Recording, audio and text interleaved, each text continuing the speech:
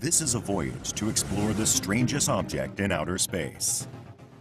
Something mysterious, hidden deep within nebulous gases. Explorers entering this region would be buffeted by fearsome storms and a blinding, pulsing force emanating in expanding waves. As they approach the object, they would see a rotating beam.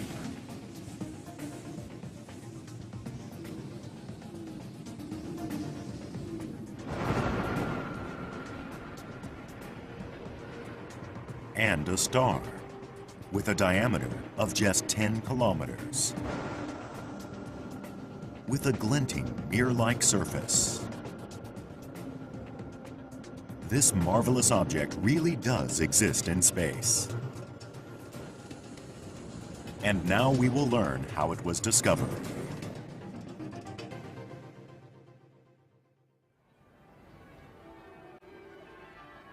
Cambridge, England. Where the likes of Newton and Darwin launched more than one scientific revolution.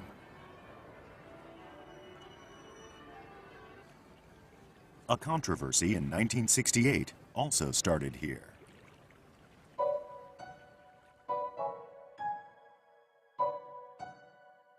It was in the Cambridge suburbs that the antennas of the Mullard Radio Astronomy Observatory picked up some bizarre signals.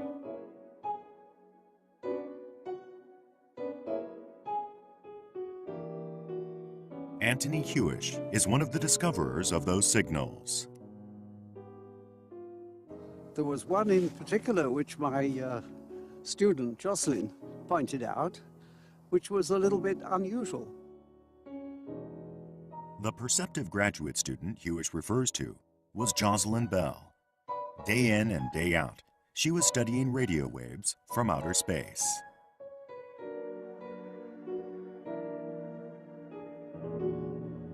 And so I was looking for sources that twinkled, that varied. And rather to my surprise, I found something that looked a bit like a twinkling radio source, but was not exactly like it. This is the actual record of Bell's observations. Usually there were hardly any undulations, but on this day, she detected some regular pulses.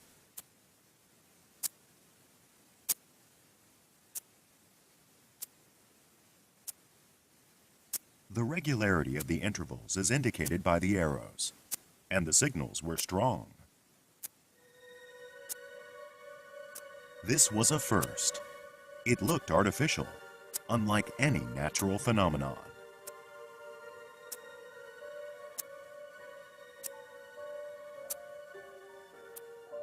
Crazy. Totally unlike anything astronomical. Never been seen before. Probably impossible. Pulse, pulse, pulse. The pulses continued the next day, and the next. The exact same spacing. Close analysis revealed a period, or interval, of exactly 1.34 seconds. It was amazingly precise. My immediate assumption, as a radio astronomer who's been in the game for several decades, is that it's some radio interference. Somebody is generating a signal somewhere. Suspicion fell first on the spark plugs of passing motor vehicles. But testing found that an engine spark plug could not produce so regular a pulse.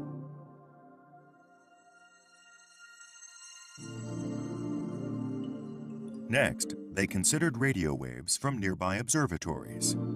Perhaps they emitted radio waves during the course of their observations. But all the observatories they asked denied the possibility. Third suspect, the moon. Radio waves from sources on Earth might be reflected back to Earth by the moon. But the pulses were coming even on moonless nights.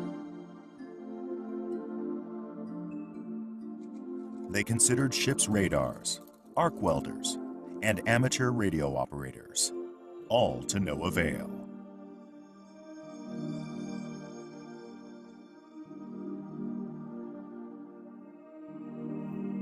Finally, they found proof that the signals were in fact coming from outer space.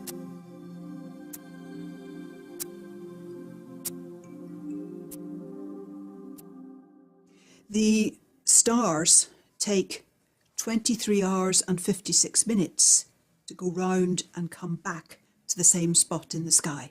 Not 24 hours. They get 4 minutes earlier each day. And this object was moving like the stars.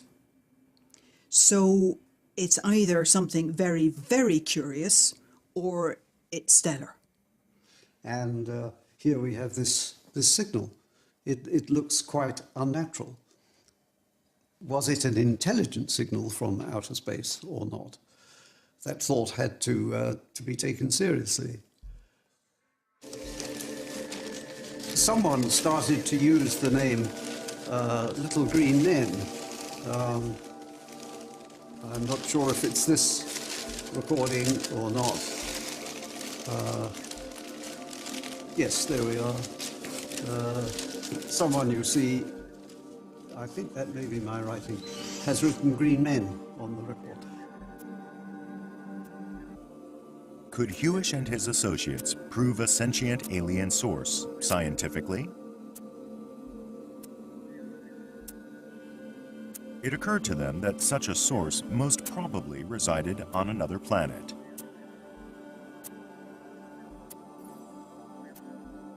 I think if you have alien intelligence, it's likely to be on a planet which is in orbit about a star, and that orbital motion could be detected. Hewish thought as follows. Aliens are unlikely to be living right on a burning star like the sun.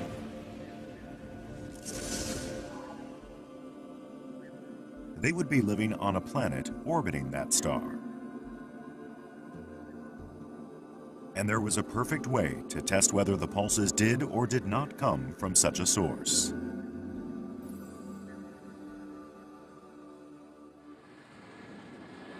Anything moving will give off sounds or radio waves of varying periodicity.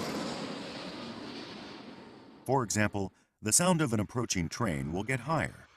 As the train approaches, the spaces between the sound waves it emits become shorter. That shorter cycle gives it a higher pitch. By the same token, as it pulls away, the spaces between sound waves get longer and the pitch lower. It's called the Doppler effect.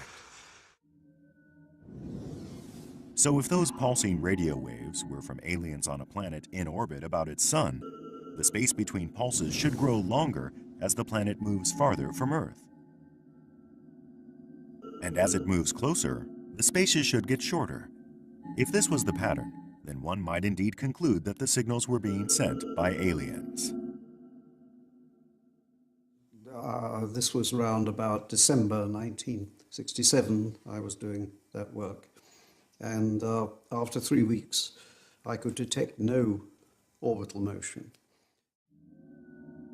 If the signals did not originate from a planet in orbit, then they did not come from an alien life source. That meant they had to emanate from a star. But what sort of star could send out these regular pulses? The mystery only deepened. It was then that they discovered a second, similar pulse, and it came from a totally different direction.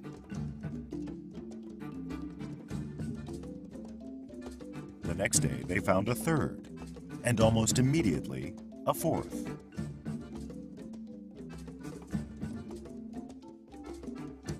The objects emitting these bizarre signals were all over the universe. The mysterious objects came to be called pulsars. But there was considerable surprise and interest in this result, and word went round the astronomical community very, very quickly about this surprising result. and the whole world knew about it. And of course, every radio telescope that could point in the right direction looked at these pulsars. A new celestial body emitting a mysterious pulse. What could it possibly be like?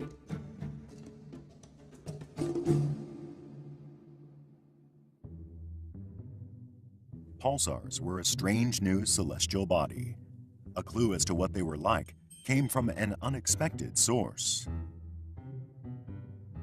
30 years before the discovery of the pulsars, a genius of an astronomer posited the existence of a fantastic type of star. In 1934, the Swiss astronomer Fritz Zwicky made certain theoretical calculations about the final stage of a type of giant star. When the giant star uses up its fuel, it erupts in a massive explosion called a supernova. After the explosion, what's left is an extremely small star. Furthermore, this small star is of a most peculiar kind. According to Zwicky's calculations, such a star might have the mass of our Sun, but a diameter of just 10 kilometers. The star would be composed exclusively not of ordinary atoms, but of particles called neutrons. So could the pulsars be the neutron stars predicted by Zwicky?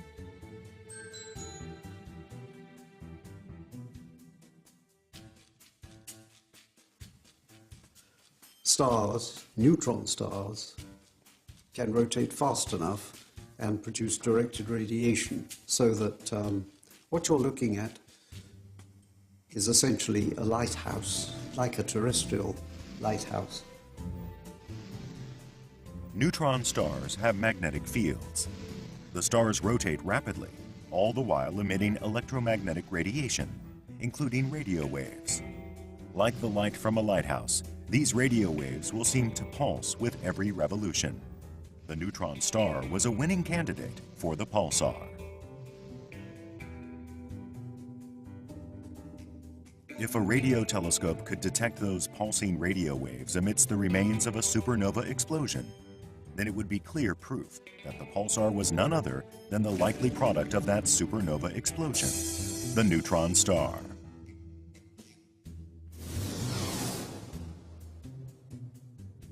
Telescopes were pointed to the Crab Nebula in the constellation Taurus.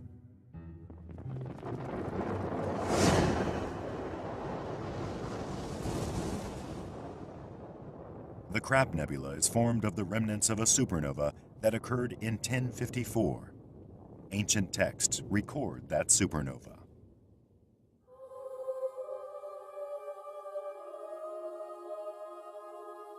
It was so brilliant that it could be seen even in the middle of the day.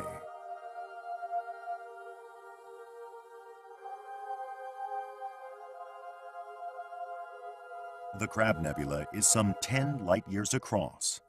That is vast. It's 600,000 times the distance from the Earth to the Sun. Astronomers around the world are surveying it closely, believing that somewhere in these remnants of a supernova, there must be a neutron star. But no one has yet found a pulse.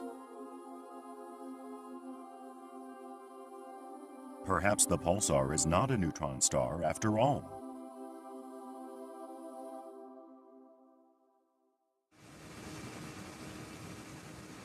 The Jewel of the Caribbean, Puerto Rico. In Arecibo, in the western part of the island, is situated a gigantic structure, the Arecibo Observatory. With a dish antenna 305 meters across, this is the world's largest radio telescope.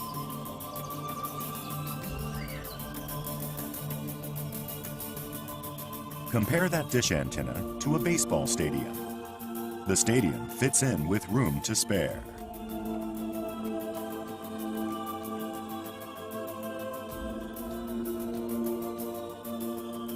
This giant radio telescope was used to search for a pulsar in the Crab Nebula.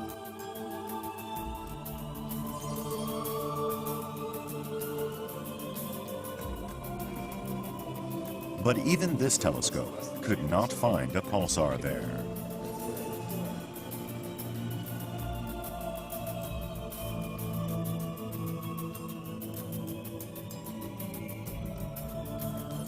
Richard Lovelace of Cornell University spent 8 months at Arecibo, observing the nebula.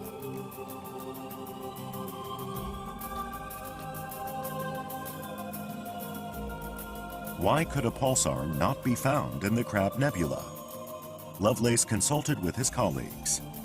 One theory emerging from their discussions was that it was there, but with a much shorter period than expected.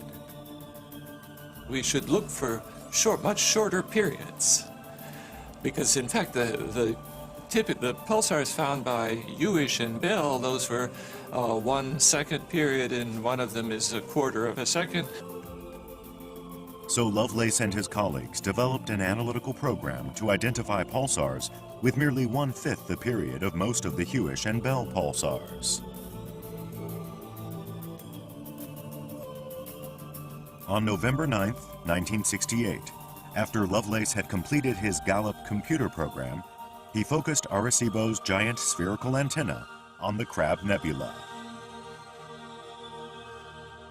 Gallup worked splendidly, capturing and analyzing radio waves in rapid succession. Here are the computational results. Pulses were assigned number values in order of magnitude from 1 to 9. The strongest pulses of all were labeled X. And here is the much sought after X. Detailed analysis showed that this pulse from the Crab Nebula occurred at an interval of 0.03 seconds. That is a mere 1/40th of the pulsar periods initially observed by Hewish and his associates.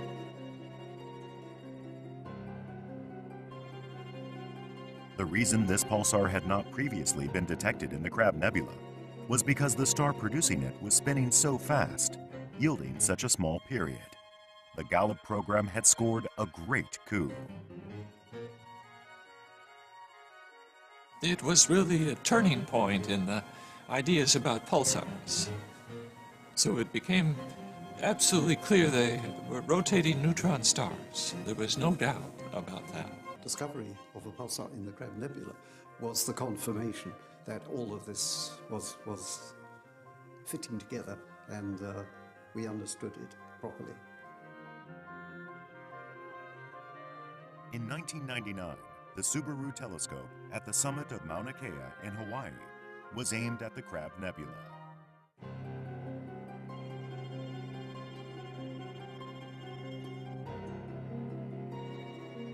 Observe the object indicated in the middle.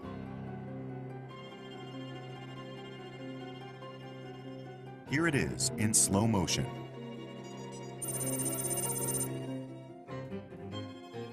Something is twinkling, flashing, unlike any of the stars around it. A pulsar. And it is indeed a neutron star, the remnant of a supernova. The strange object predicted by Zwicky had finally revealed itself. So the pulsar is a neutron star. It is the result of an exceptionally turbulent process.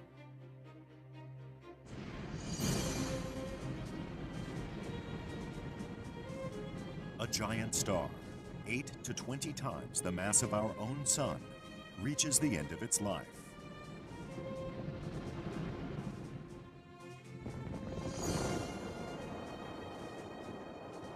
It explodes as a supernova.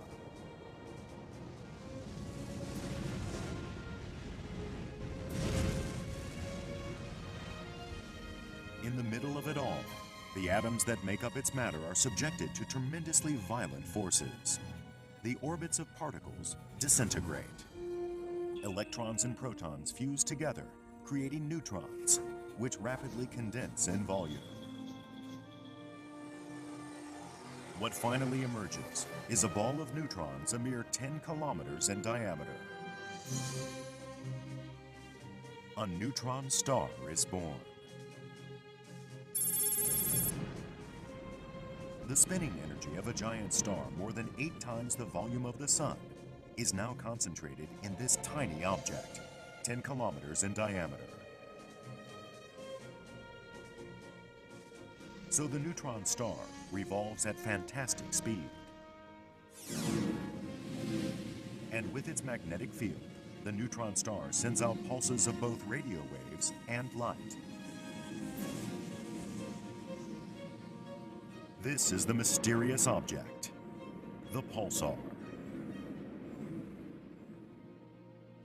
Professor Anthony Hewish, the discovery of pulsars, for which you played a decisive role, is a For his role in the discovery of the pulsar, Hewish was awarded the Nobel Prize in Physics in 1974. Further research revealed even more, that the pulsar was responsible for a stupendous phenomenon that went beyond anyone's imagination. Stimulated by the discoveries of Hewish and Bell, astronomers all over the world are using radio telescopes to look for pulsars. Parkes, Australia is home to a scientist known as the world's #1 pulsar hunter. Richard Manchester. He's been using the Parkes Observatory to search for pulsars for the past 4 decades.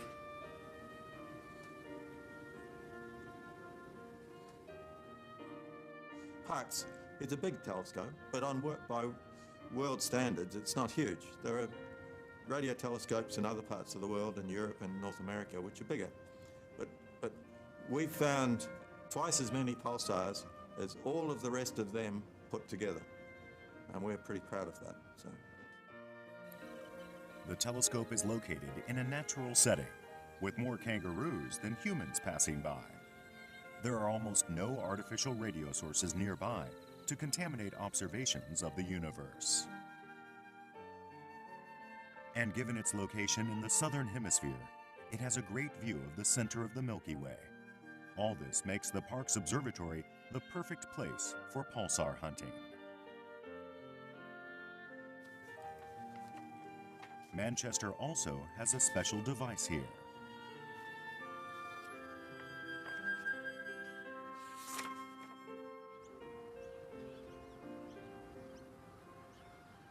It's housed in a white box as large as a 2-story bungalow, positioned above the reflector. This will be a rare look inside the box.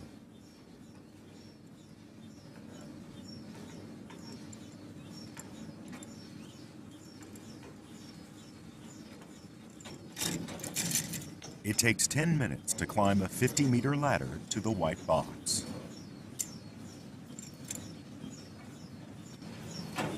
So this is the multi-beam receiver. It has 13 beams. You can just see the feed horns through these panels.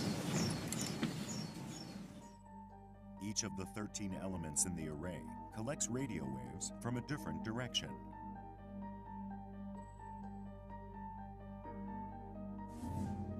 A single receiver can cover only one region of space at a time. But Manchester and his team have developed an array of 13 receivers.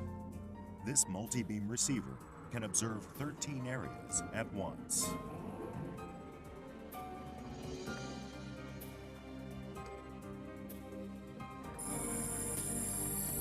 Once the multi-beam receiver was introduced, pulsar identifications increased dramatically. Manchester's team soon found more than 1,100 of them. Thanks to the efforts of astronomers around the world, that number has reached roughly 2,000. If we could see pulsars with our own eyes, they would liberally populate the night sky.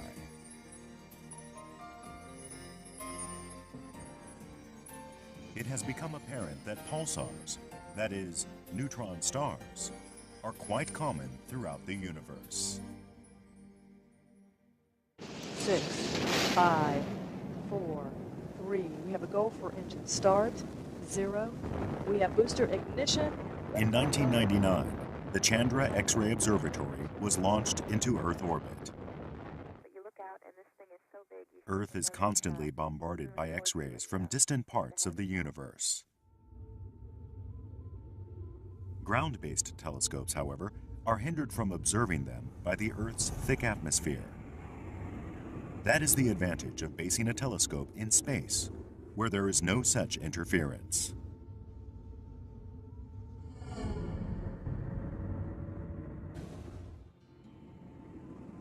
Chandra provides an excellent way to observe the remnants of a supernova. We'll look at a portion of the constellation Cassiopeia.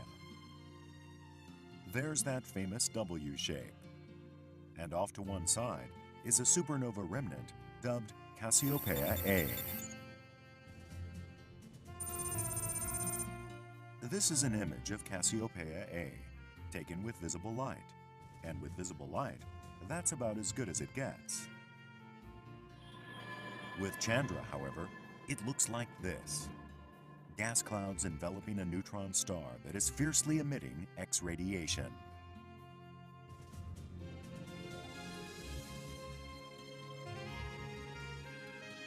What does an analysis of their composition reveal? This shows the presence of silicon. The redder the area, the more there is. The distribution indicates the extent of the supernova explosion. This is calcium. And this is the distribution of iron. Elements such as iron and silicon are produced by supernovas.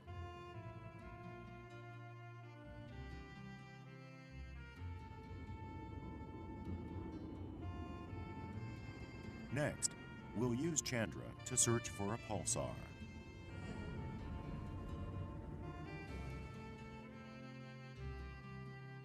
This nebula lies in the constellation Sagittarius. A pulsar in its midst flashes with exceptional luminosity. Ringed by gases, it's understandably called the bullseye pulsar.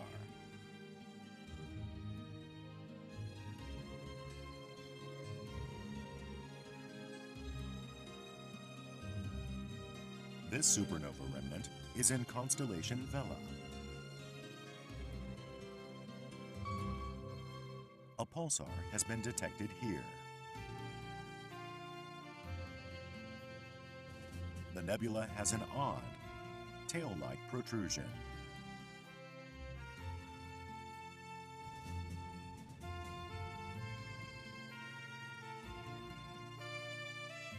This nebula has some pointiness to it. It also has a pulsar, here.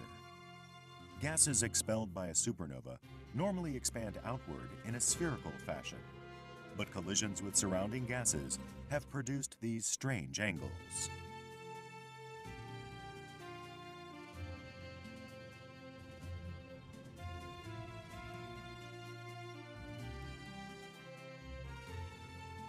This nebula has a long, long tail. And at one tip, a pulsar. The gas cloud is 4.2 light-years in length. Measurements show that the pulsar itself is not going anywhere, so this long tail is a mystery. This nebula has been called the Cosmic Hand.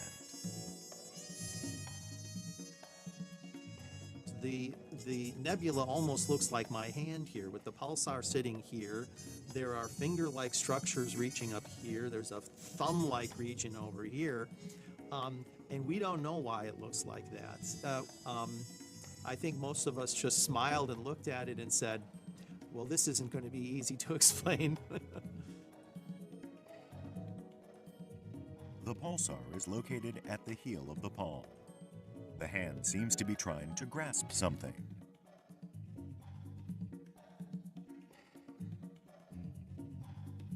It's a broad palm, 150 light years across.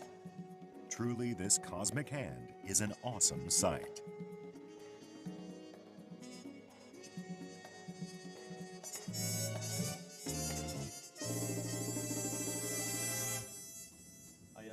Scientists find another structure to be even more astonishing, though. The Crab Nebula. Chandra can capture the X-rays it produces.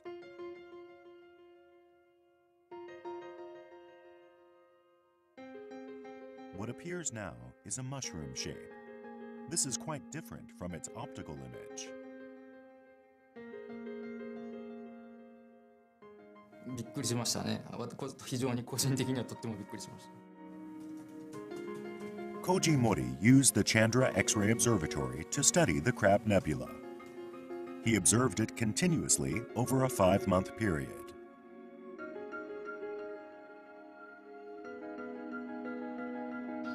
As he did so, he saw an awesome phenomenon he had no expectation of seeing. What attracted his attention was the ring of gas in the center.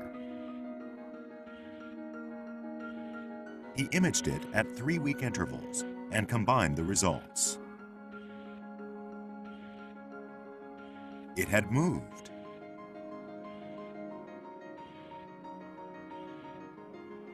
The ring is 1 light year across.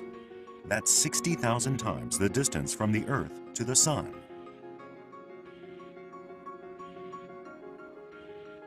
Yet on that gigantic scale, the ring suddenly enlarged.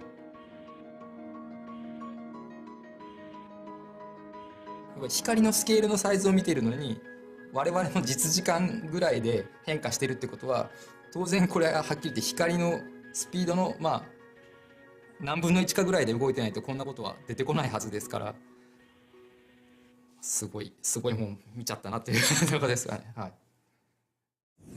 A ring expanding at half the speed of light. Why is the gas ring expanding at all?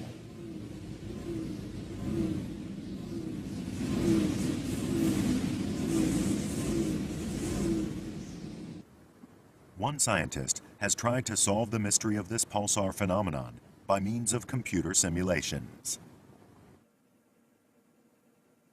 Shinpei Shibata thinks that the reason the ring is enlarging so fast is that the pulsar at its center carries an exceptionally powerful magnetic charge.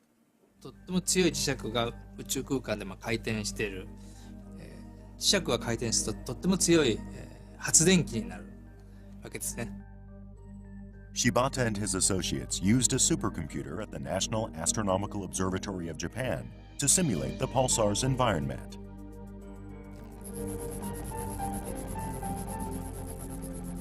Then they set a pulsar, meaning a powerful magnet, spinning in that environment.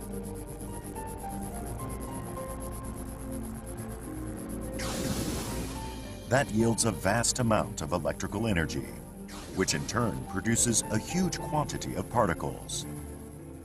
The particles are spun off by the rotating pulsar and flung out toward the periphery.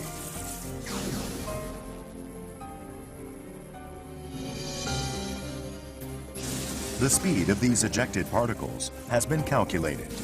It's 99.999999999% of the speed of light.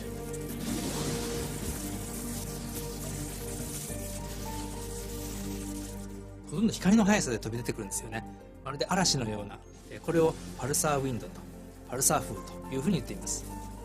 磁石が回転しているというたったそれだけのことなんですけれども、それがあまりにも強力な磁石であまりにも強いと中から電波が出てきたり、あるいはガンマ線も観測されてるんですね。ガンマ線が出てきたり、粒子が高エネルギーの粒子が吹き出てきたり、プラズマの嵐のようなものが作り出されるということが分かってきたんですね。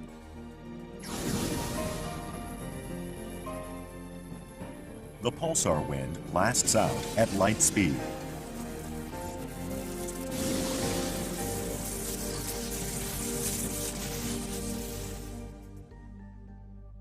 At those fierce speeds, the pulsar wind pushes surrounding gases outward.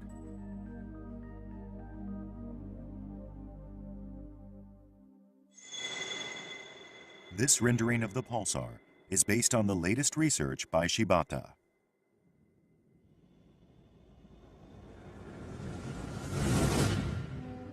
And so we take an imaginary journey into deep space, to the Crab Nebula.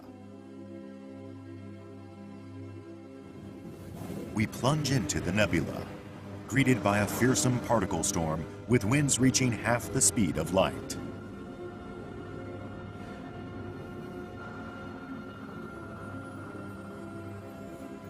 It's still 1 light year to the pulsar. We can see the ripples spreading out. The pulsar is now 1 billion kilometers away, and now we can see the lighthouse effect. The source of that flashing light is the pulsar.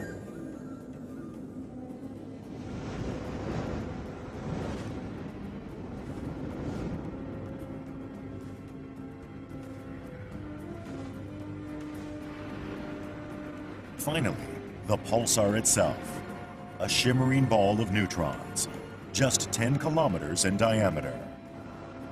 Its gravitational force is so tremendous, all bumps and dips are leveled out. The surface gleams like a mirror. It even reflects the spaceship. It's simply amazing that such an object exists. Seen close up, the pulsar can only be called a wonder of the universe. The latest research has revealed that pulsars are also a source of a certain element of particular interest to humans. It happens during the most violent explosions known to occur in outer space.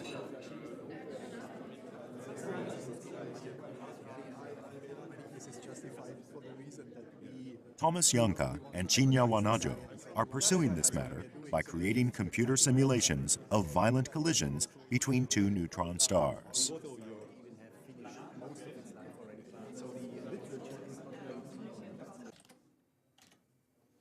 First, Janka creates the neutron star collisions. The 2 neutron stars orbit each other in very close distance. You can see that the distance between the 2 neutron stars is a bit smaller already than the diameter. And then the 2 neutron stars actually finally approach each other with violence and merge into one big blob of matter. As soon as they collide and merge, the 2 neutron stars are enshrouded in a misty shell of particles. These are neutrons, shed by the neutron stars. And the jet in the end, at large distances, radiates a gamma ray burst, which we see as the brightest flash observable in the universe. The 2 neutron stars approach one another rapidly. Finally, at 30% of the speed of light, they collide and merge.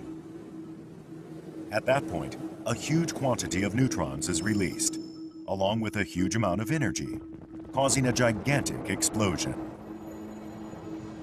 The biggest explosion in the universe, a gamma ray burst. Wanajo believes that this is when various forms of matter emerge from the cloud of neutrons released by the explosion. They say that it is actually rather easy to envision the phenomenon of neutrons producing other matter. これが元素の中心にある原子核だとしましょう。原子核というのは電気を帯びた陽子、これと電気を持たない中性子、これらの集まりでできています。 The neutrons that spread about at the moment of impact carry a neutral electrical charge, so they can combine with other matter easily. They offer no resistance.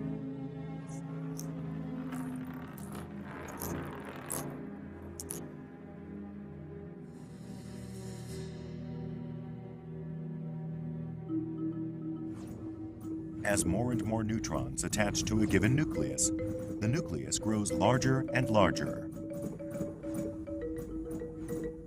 Wanajo calculated the type and quantity of elements created at that stage. Consider what happens during the first 0.3 seconds after the explosion. The line extending towards the upper right of the graph indicates the volume of neutrons combining together. Heavy elements appear in a flash.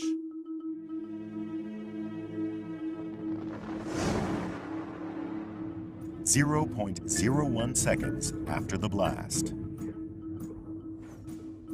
The neutrons, as they combine, begin to form heavier nuclei.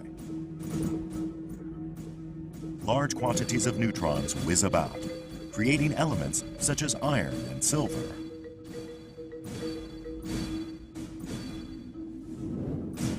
At 0.3 seconds after the explosion, more neutrons get added.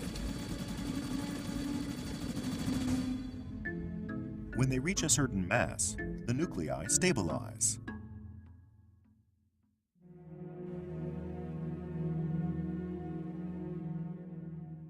実はここでこの流れが遅くなっているポイントがありまして、ここで、非常に多くの物質が作られているのが分かります。これが金やプラチナなんですね。So the collision scatters vast quantities of neutrons about, and in very short order, they produce gold.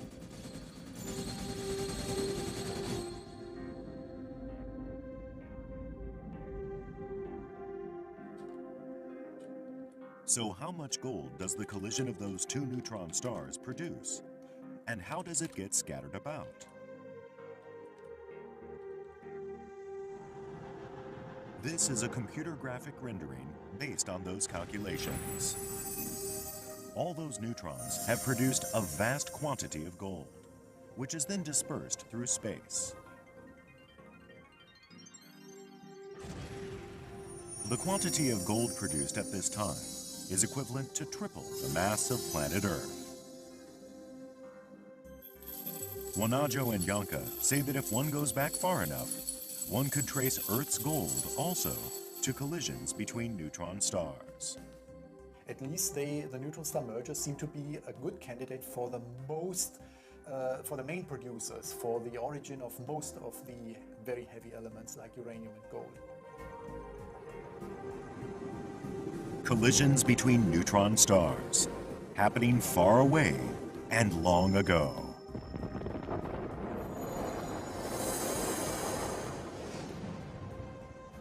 The gold we ourselves handle was created by the largest collisions in the universe.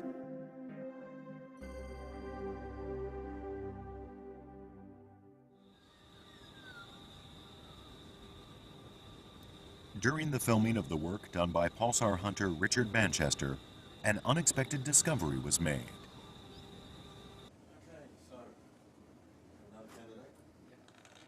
Coffee cup in hand, he begins his observations for the day. Manchester knows a number of regions where pulsars are relatively likely to be found. He targets one of them. For 30 minutes, he directs the 64-meter antenna at one star in particular. That's when it happened. Oh, look at that. Yep. That's a binary.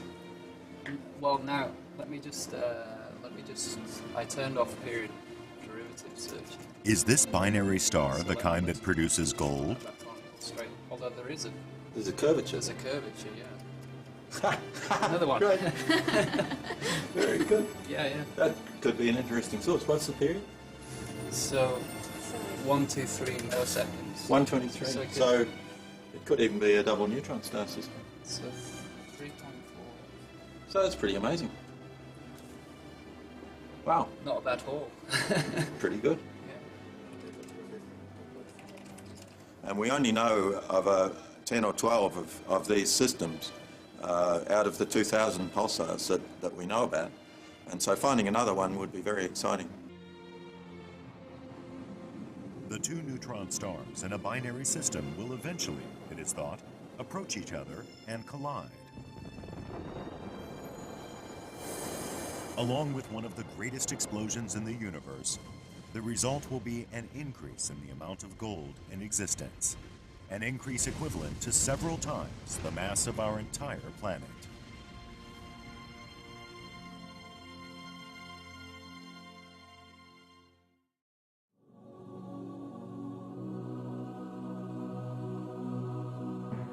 Today as well, pulses from afar are reaching our planet.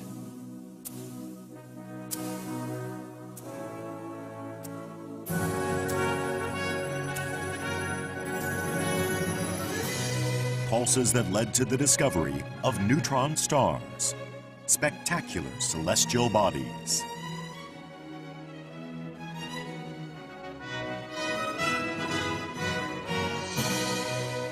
The pulsating neutron star, or pulsar, is the strangest object in the universe, and one deeply associated with the creation of matter.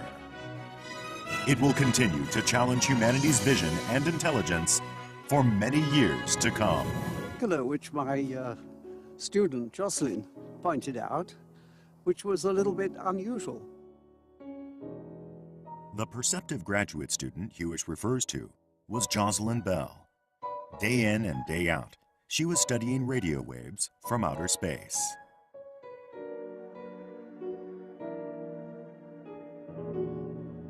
And so I was looking for sources that twinkled, that varied.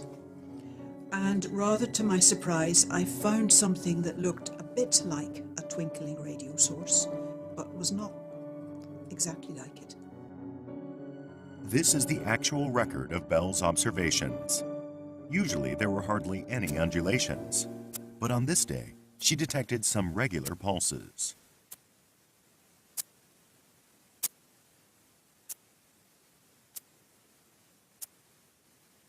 The regularity of the intervals is indicated by the arrows, and The radio astronomer who's been in the game for several decades is that it's some radio interference. Somebody is generating a signal somewhere.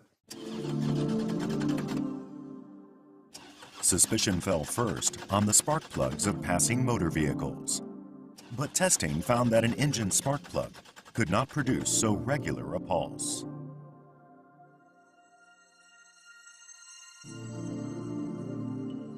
Next, they considered radio waves from nearby observatories.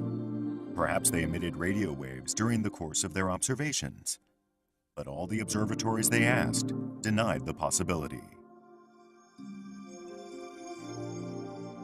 Third suspect, the moon.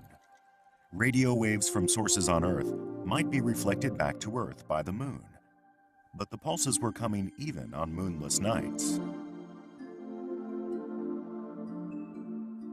Exist in space.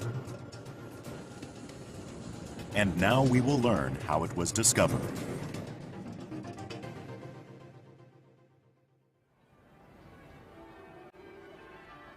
Cambridge, England. Where the likes of Newton and Darwin launched more than one scientific revolution.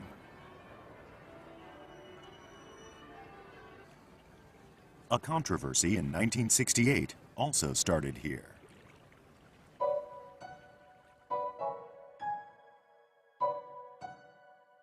It was in the Cambridge suburbs that the antennas of the Mullard Radio Astronomy Observatory picked up some bizarre signals.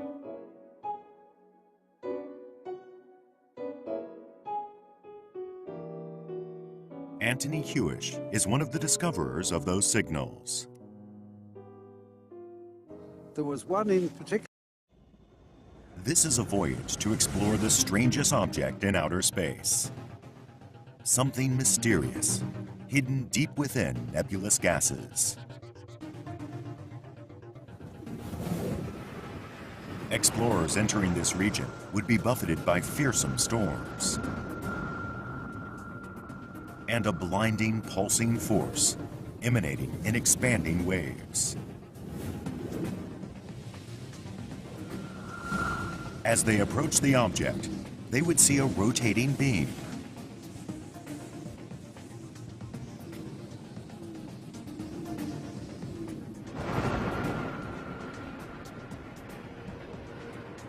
And a star. with a diameter of just 10 kilometers, with a glinting mirror-like surface. This marvelous object really does signals were strong. This was a first. It looked artificial, unlike any natural phenomenon.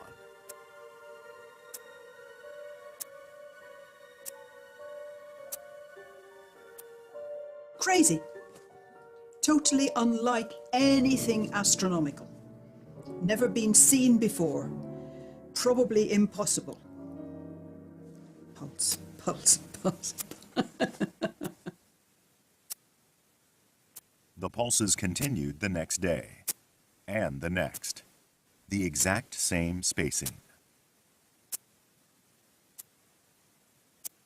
Close analysis revealed a period, or interval, of exactly 1.34 seconds. It was amazingly precise. My immediate assumption, as